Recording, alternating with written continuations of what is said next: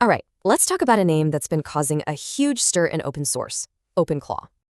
In just a few months, a project called OpenClaw got nearly 200,000 stars on GitHub. That's huge. But here's the thing. A quick search turns up a problem. There are actually two OpenClaws. Yup, you heard that right. One's a viral AI assistant, the other is a fan project for a 90s game. Okay, so let's start with the one making all the noise, the AI assistant. It burst onto the scene with some pretty chaotic rebranding, all within a single week. Its power comes from two key ideas. First, it can act on its own, not just when you ask. The second is persistent state, which is just a fancy way of saying it has long-term memory. So you get an AI that's connected everywhere, has deep system access, and is always working for you.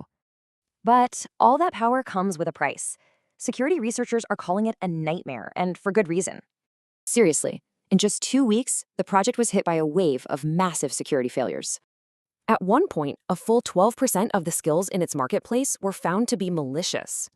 And the number of insecure instances online, it shot up from about 1,000 to over 21,000.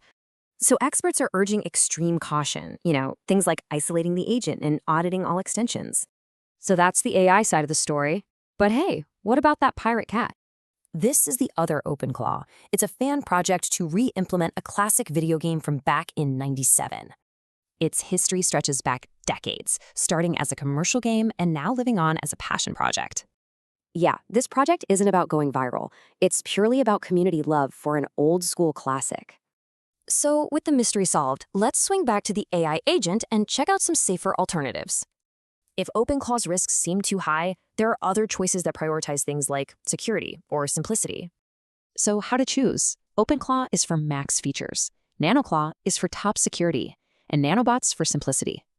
This whole tale of two projects really leaves you with a question about identity in the open source world.